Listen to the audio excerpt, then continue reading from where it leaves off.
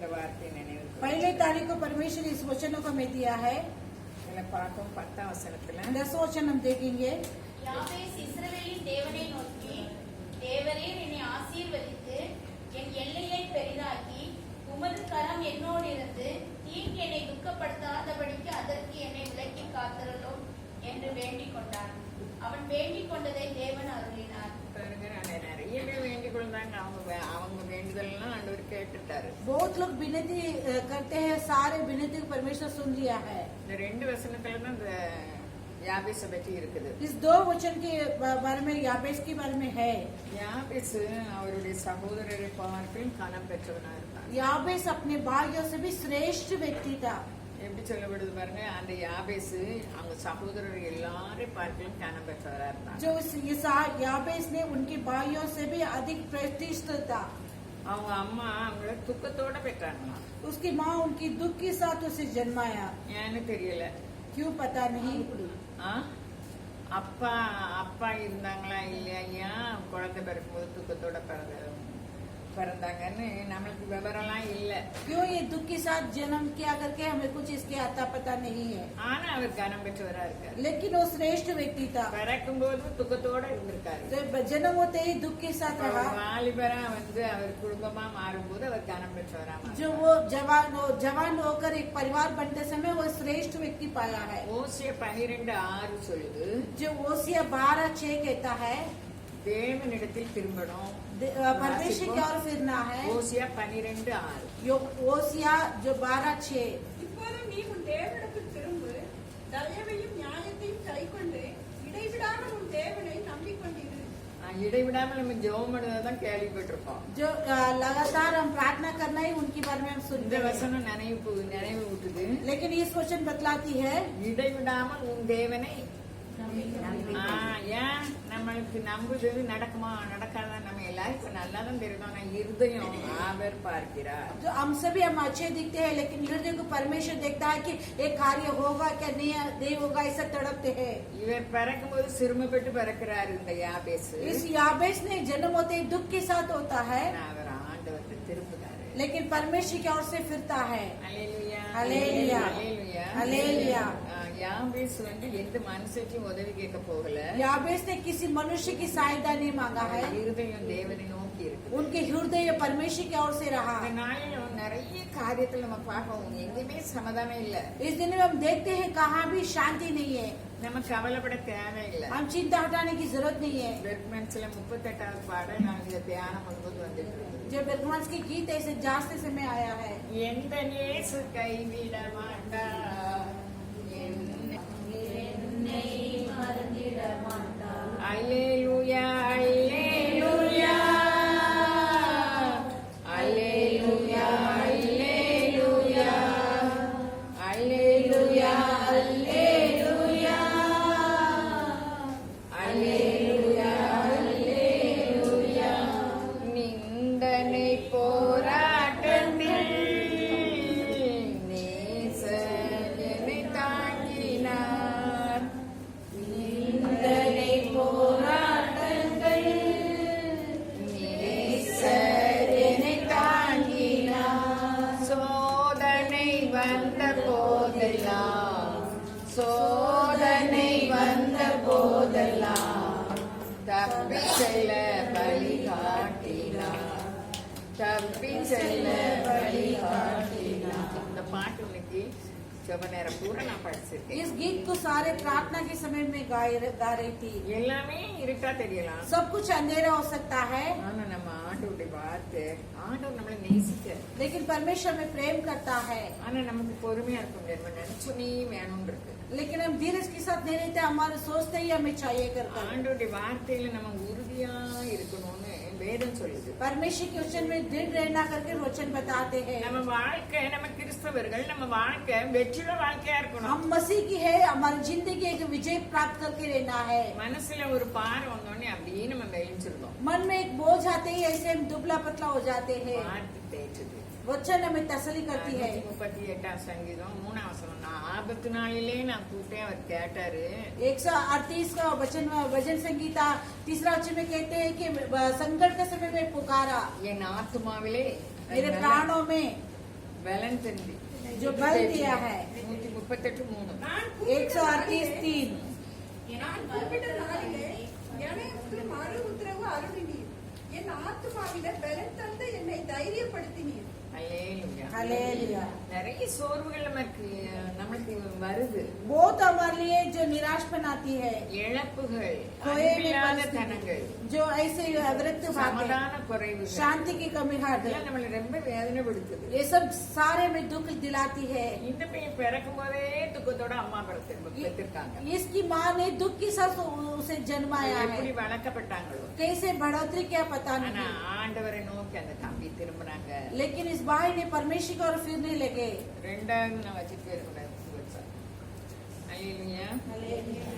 என்னைக்கு லாக்டவுன் திறந்து நமக்கு இஷ்டம் போல புக் வாங்க போறோமோ.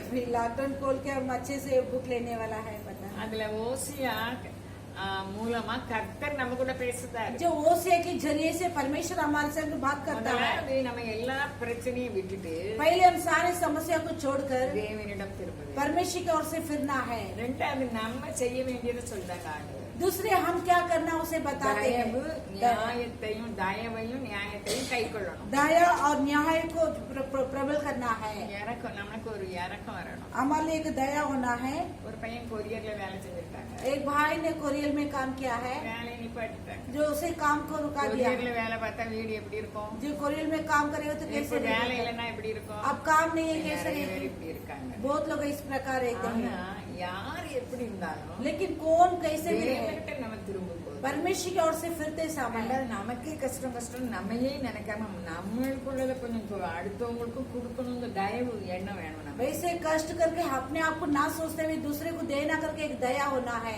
தயவும் நியாயத்தையும் கை கொள்ள जो வேண்டும். दया और न्याय को आज्ञा पालन करना है। கிறிஸ்தவர்களுக்கு நம்ம நியாயமே கிடையாது. मसीह के लोग हमारे लिए न्याय नहीं है, நம்ம நியாயம் பேசவே கூடாது. हम न्याय को बातें नहीं करना है। நம்ம எப்படி நியாயம் பேசுவோம்? हम कैसे बातें இதே करेंगे நியாயம் பேசுவோம். वैसे हम நம்ம न्याय எல்லாத்தையும் करें। அன்பா இருந்தோம், எல்லாரும் அன்பா இல்லைன்னு நினைப்போம்.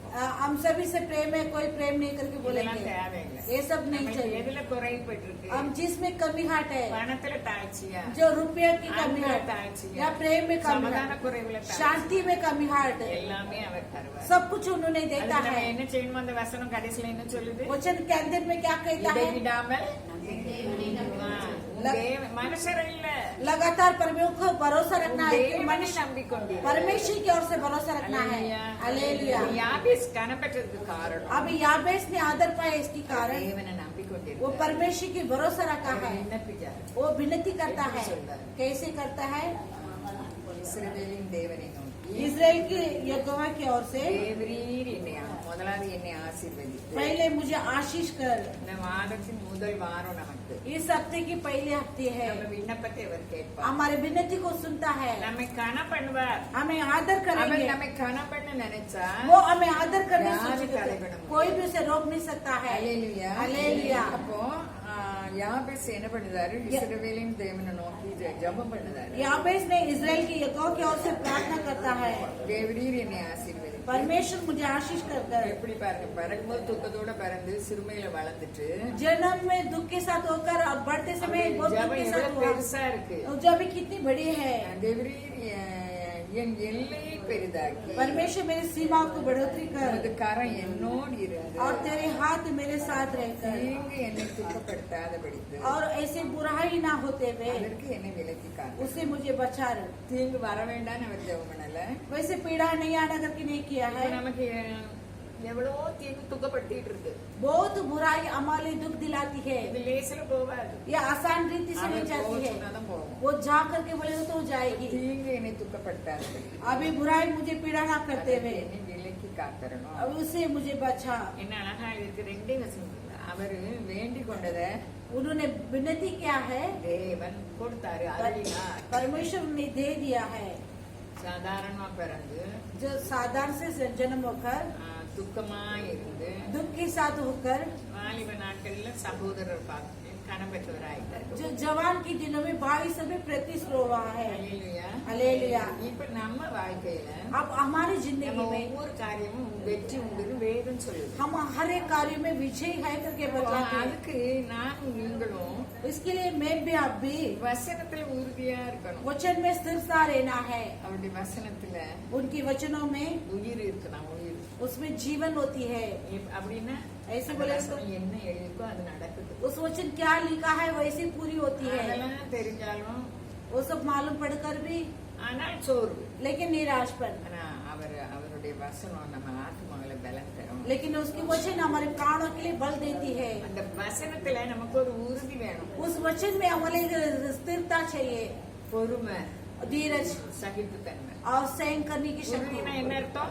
जिसकी क्या है, பொறுமையும் சகிப்புத்தன்மை. और जो सहन करना और धीरज। அதான் எபிரேயருக்கு எழுதின அந்த எழுதினவரு அந்த எபிரேயருக்கு எழுதுறாரு. इब्रानियों के लिखने वाला ऐसे लिखता है 10 அதிகாரம் 35-36ல 10वां अध्याय 35 में, ஆகையால் நீங்கள் பலனுக்கு ஏதுவான உங்கள் தைரியத்தை விட்டுவிடாதீர்கள். நீங்கள் தேவனுடைய திட்டத்தின்படி செய்து வாக்குத்தத்தம் பண்ணப்பட்டதை பெறும்படிக்கு பொறுமை உங்களுக்கு வேண்டியதாயிருக்கிறது. இந்த வசனம் என் கூடயே பேசுது. इस वचन मेरे संग बातें करती है। ஆகையால்னா என்னது? इसीलिए बोले तो क्या அது है, மேல என்ன எழுதியிருக்கு? उसके ऊपर क्या लिखा है, பரலோகத்தில் அதிக மேன்மையும் நிலையுள்ளதுமான சுதந்திரம் உங்களுக்கு உண்டென்று அறிந்து. स्वर्ग राज्य में बड़ी जो स्वतंत्रता तुम्हारे है कर இந்த कर। உலகத்துல நம்ம பரிதாப நிலையில நம்ம இருக்கலாம். इस संसार में प्रस्ताव की परिस्थिति में हो सकती அது है, முக்கியம் இல்ல. कोई हेम नहीं है। நம்மளுக்கு பரலோகத்துல என்ன இருக்கான்? हमारे स्वर्गी में क्या होती है, பரலோகத்தில் அதிக மேன்மையும் நிலையுள்ளதுமான சுதந்திரம் உங்களுக்கு உண்டென்று அறிந்து. जो स्वर्गी में हमारे लिए अच्छी स्थिर सा जगह है करके जानकर உங்கள் ஆசைகளையும் சந்தோஷமாய் கொள்ளையிட கொடுத்தீர்கள். तुम्हारे धन को जो खुशी के साथ उसे दिया है। நிறைய பணம், வீடு மேல வீடு, சொத்து மேல சொத்து எல்லாரும் கொண்டு போறாங்களா? घर के ऊपर घर, जो धन के ऊपर धन जमा करके कोई ले जाते हैं क्या, அதுல திருப்தி அடைந்தவங்க நிறைய பேர் இருக்காங்க. उसमें धृत करने वाला बहुत लोग रहती है। இவங்க பரலோகத்துல அவங்களுக்கு மேன்மையான சுதந்திரம் இருக்கு. इनके लिए स्वर्गराज में बड़ी जो स्वतंत्र है कर कर அவங்களுக்குள்ள கொள்ளையிட கொடுத்தாங்களா? उनकी जो कार्यों से लूट पाने பரியாசம் பண்ணப்பட்டாங்களா? उसे टट्टा उड़ाने அது लगे। மேல இருக்குது. அதுல. वैसे लिखा है அந்த எபிரேயர் இவங்களுக்கு एब्रियोनी इनके लिए அவங்க நிந்தையாலும் பரிகாசம் பண்ணதுல அவங்க பங்காளியாவும் இருந்தாங்க. वो नींद उठाने के लिए उसकी भागीदार होने लगे। அப்படி இருந்தவங்க वैसे रहने वाले தைரியம் குறைஞ்சிச்சு. अब धैर्य जो कम हुआ है, ஆகையால் इसी कारण மிகுந்த பலனுக்கு எதுவான உங்கள் தைரியத்தை விட்டு விடாதீர்கள். बड़े बल के कारण आपके धैर्य को ना छोड़िए कर कर। அதான் சாலமோன் நீதிமொழிகளை சொல்றாரு. सुलेमान नीति के वचन में कहता है மனுஷனுடைய ஆவி முறிந்து போனா யாரால் அதை எடுக்க முடியும்? मनुष्य की आत्मा गिरेगा तो उसे कौन उठा सकता है। இவர் சொல்றாரு. इसे कहता है மிகுந்த பலனுக்கு எதுவான बड़ी प्रतिबल की योग्य உங்கள் தைரியத்தை என்ன செய்யாதுங்க? तुम्हारे धैर्य को, இருதயத்துல தைரியம் இல்லைன்னா ஒண்ணுமே செய்ய முடியாது. मन में धैर्य ना रहेगा तो कुछ नहीं எப்படி कर सकता। தைரியம் வரும்? कैसे आएगी, அந்த வசனத்துல விசுவாசம். उस वचन में विश्वास होना है। மிகுந்த பலனுக்கு எதுவான உங்கள் தைரியத்தை என்ன செய்யாதுங்க? விட்டுடாங்க. बड़ी बल के द्वारा नहीं, आपकी धैर्य को ना छोड़िए। நீ உங்களை கனமாக வச்சிருக்காரு. तुम्हें आदर के साथ நம்ம रखा है। வசனம் நமக்கு சொல்லுது, நான் உங்களை கனப்படுத்துவேன். वचन कहता है मैं तुझे आदर करूंगा, அப்படின்னா உங்களை பெருமைப்படுத்துவேன். वैसे मैं तुम्हें உங்களை ऊंचाई உயர்த்துவேன். करूंगा, तुम्हें ऊंचाई உங்களை करूंगा, பெருக பண்ணுவேன். तुम्हें घमंडी करूंगा। அதுக்கு நாம என்ன செய்யணும்? इसलिए हम நமக்கு क्या करना அப்படியே है, இல்ல. ऐसे नहीं। ஆனா மிகுந்த பலனுக்கு எதுவான தைரியத்தை என்ன செய்யக்கூடாது? விடக்கூடாது. செய்வேன். बड़ी प्रतिबल की धैर्य को नहीं छोड़ना है, क्योंकि उसे नहीं छोड़ना है, वो करेंगे। அடுத்த வசனம் சொல்லுது. उसकी बात वचन कहता நீங்கள் है தேவனுடைய சித்தத்தின்படி செய்து आप परमेश्वर शुद्धि के अनुसार कर कर, என்படி செய்யணுமா? किसके अनुसार, தேவனுடைய சித்தம். நம்ம யார் परमेश्वर சித்தம் செய்யணும்? हम किसकी நம்ம சொந்த सिद्ध- மொழியிலே போயிட்டு हम अपने खुद की वो बुद्धि में जाते அந்த हैं। சித்தம் என்ன? उनकी सिद्ध क्या है, அப்படி நம்ம நினைக்கிறோம். वैसे हम सोचना है। நிறைய குடும்பத்துல சமாதானம் கிடையாது. बहुत परिवार में शांति சகோதர नहीं है, சிநேகம் கிடையாது.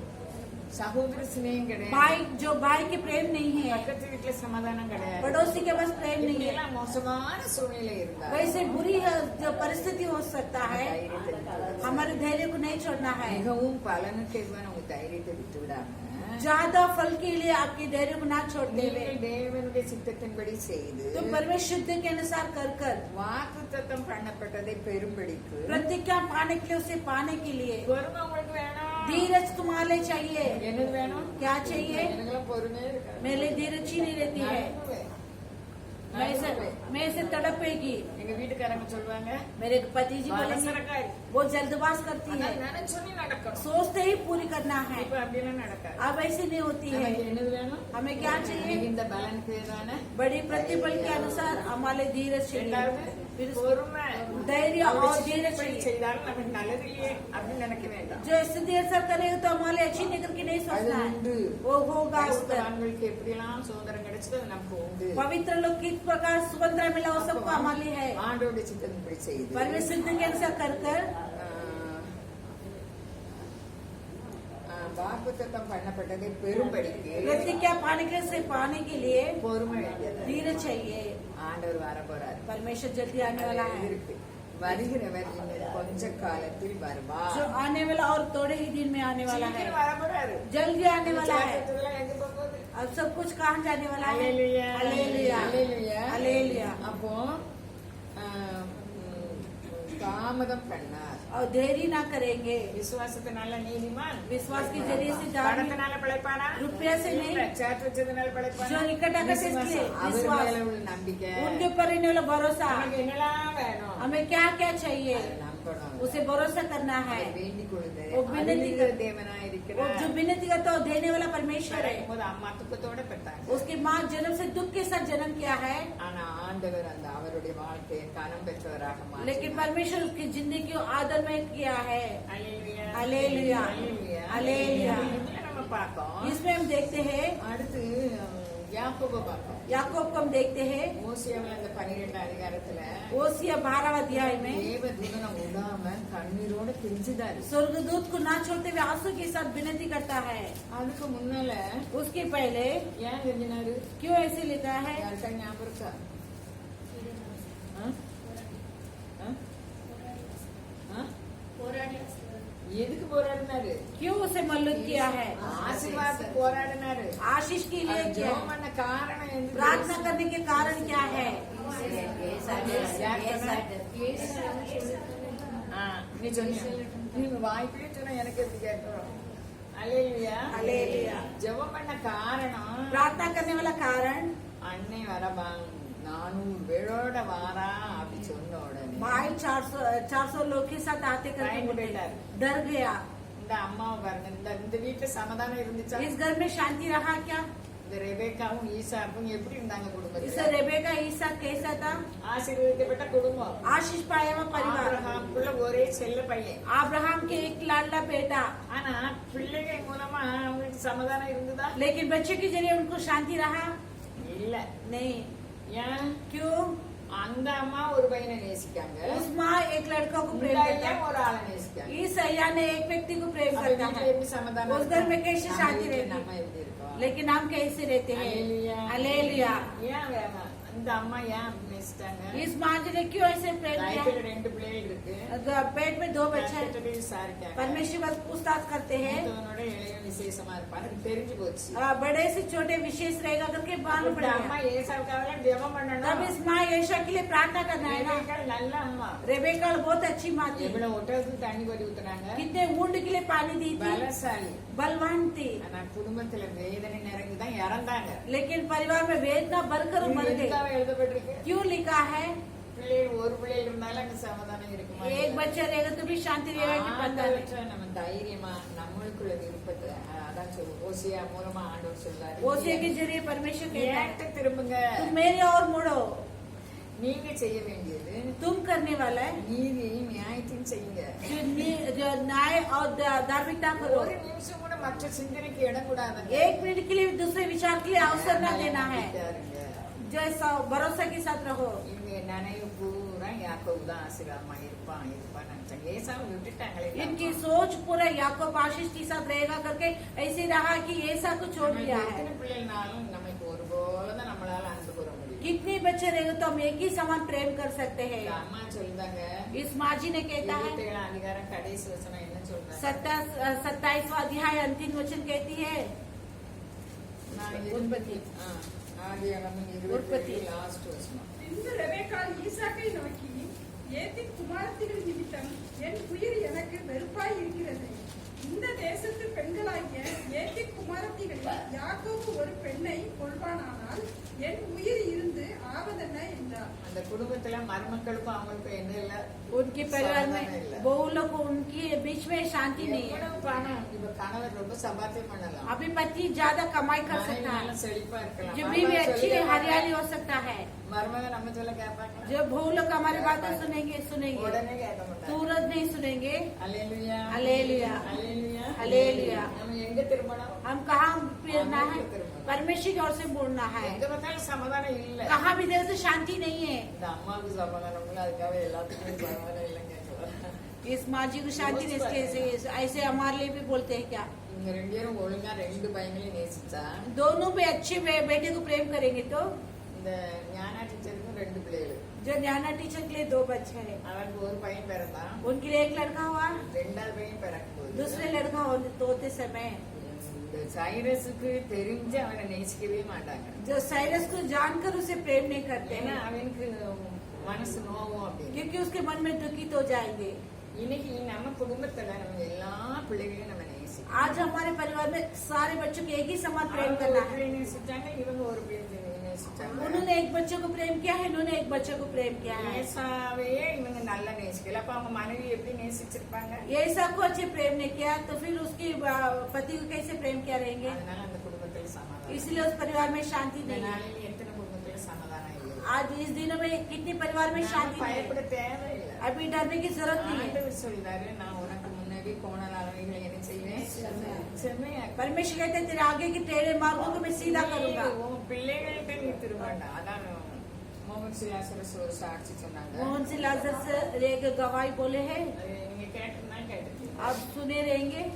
ஒரு அம்மா एक माँ ரெண்டு பிள்ளைகளை பெற்றிருக்காங்க. 2 बच्चों को जन्म दिए। ரெண்டு பிள்ளைகளும் சென்னையில இருக்காங்க, வசதியா இருக்காங்க. दोनों बच्चे चेन्नई में है, अच्छी धन दौलत के साथ இவங்க வில்லேஜ்ல இருக்காங்க. इन लोग गांव में रहता है। அப்போ எப்படியாவது நம்ம பிள்ளைகிட்ட பேரணும் कैसे भी अपने बच्चे के पास जाना है, அப்படின்னு சொல்லி वैसे सोचकर பக்கத்து வீட்டுல பிள்ளைகள் பணம் தருவாங்கன்னு பக்கத்து வீட்டுல 300 ரூபாய் கடன் வாங்கி ஊருக்கு போயிருக்காங்க. எல்லாரும் கேட்டு கேட்கலாம், जो बच्चे उधार देंगे करके पड़ोसी के पास 300 रुपया कर्ज कर गया था।